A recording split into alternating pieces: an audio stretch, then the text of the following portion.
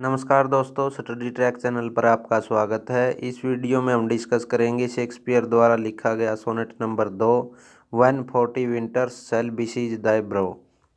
तो वीडियो को शुरू करने से पहले मेरा यह फ़र्ज़ बनता है कि इस वीडियो के बारे में मैं आपको संबंधित जानकारी ज़रूर दे दूं, जिससे यह वीडियो आपको अच्छे से समझ में आ सके। दोस्तों, सोनेट 14 लाइनों की एक पोएम होती है। इसमें 4-4 लाइनों की 3 स्टेंजा होते हैं और 1-2 लाइनों का कपलेट भी होता है। शेक्सपियर ने 154 सोनेट लिखी थी जिन्हें 1609 में पब्लिश किया गया था। सोनेट 1 से 126 तक को द फेयर यूथ सोनेट्स कहा जाता है, जो विलियम शेक्सपियर ने उस जवान व्यक्ति के बारे में बताते हैं जो विलियम शेक्सपियर के सबसे अच्छे दोस्तों में से एक हैं। सोनेट 127 से 152 के सोनेट्स को दी डार्क लेडी सोनेट कहा जाता है, जो शेक्सपियर ने मिस्टीरियस वुमेन के बारे में लिखा है। और सोनेट 153, 154 इन सोनेट को ग्रीक सोनेट्स कहा जाता है। चलिए शुरू करते हैं। इस सोनेट में शेक्सपियर उन लोगों के बारे में बताता है जिन लोगों की उम्र 24 से 25 वर्ष की है तथा वे इस जवान उम्र में बहुत सुंदर हैं। और कुछ ऐसे लोग जिन जिंदगी में कभी भी शादी न करने का मन मना लेते हैं। तो कवि इस सोनेट में उनके इस शादी न करने वाले डिसीजन के नुकसान के बारे में बताता है तथा इस शादी करने वाले फ़ायदों को भी समझाता है। और इस सोनेट की राइम स्कीम है A B C D E F G। तो चलिए शुरू करते हैं। When 40 winters shall besiege thy brow, and dig deep trenches in thy beauty's field, thy youth's proud livery, so gazed on now, will be a tattered weed of small worth held। कवि इन लाइनों में कहता है कि तुमने जो शादी न करने तथा बच्चे न पैदा करने के विचार की, जो तुमने अपने मन में घेराबंदी कर रखी है। यहाँ कवि इस विचार को एक महल से कंपेयर करता है।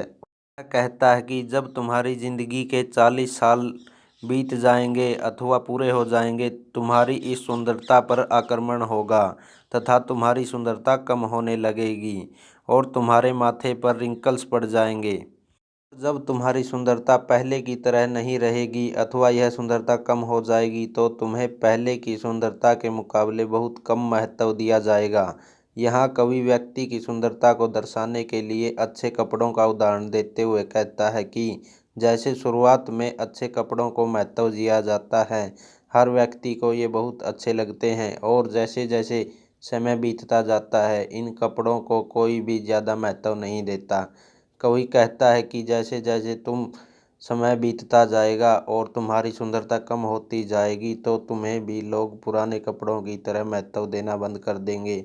Then being asked where all thy beauties lies, where all the treasures of thy lusty days, to say within thy own deep sunken eyes were an all-eating shame and thriftless praise।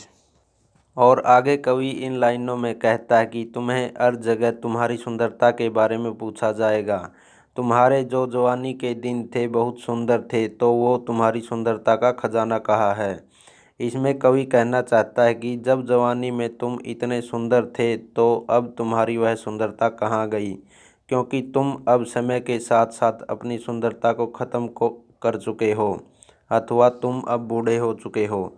और तुम्हारी जब बुढ़ापे में आंखें अंदर चली जाएंगी अथवा धंस जाएंगी, ये ही सब लोगों को बता देगी कि तुम्हारी जवानी के दिन अब ख़त्म हो चुके हैं, तुम्हारी सुंदरता अब और नहीं रही है और यह बुढ़ापे में बदल गई है। फिर तुम कितनी भी लोगों को झूठ बोल लो और धमकी भरी दुआओं कर लो, कोई भी तुम पर विश्वास नहीं करेगा कि तुम अब भी उतने ही सुंदर हो जितने की जवानी में थे।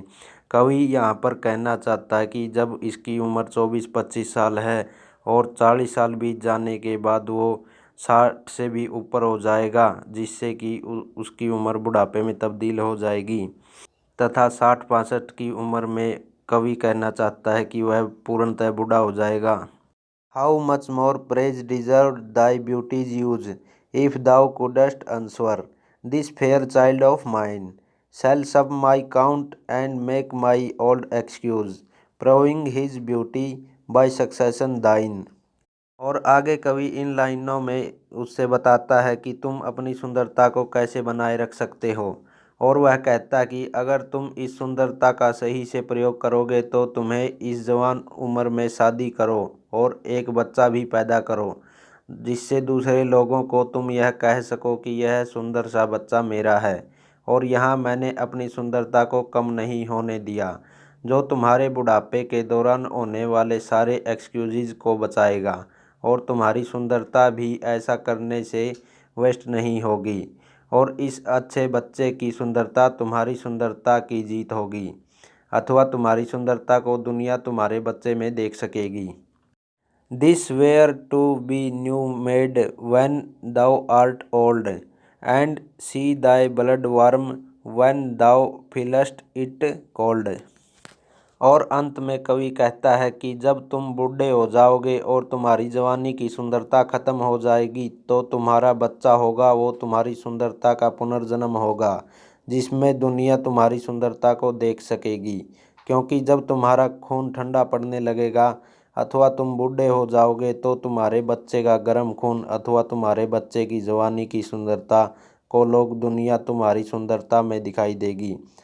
इसी के साथ हमारी वीडियो कंप्लीट होती है। यदि आपको वीडियो अच्छी लगी हो तो लाइक शेयर व कमेंट ज़रूर करें और ऐसी ही स्टडी रिलेटेड वीडियोज़ को देखने के लिए स्टडी ट्रैक चैनल को सब्सक्राइब कर लें और साथ ही बेल आइकन को ऑन कर दें ताकि हमारी वीडियोज़ का नोटिफिकेशन आपको मिल सके। धन्यवाद।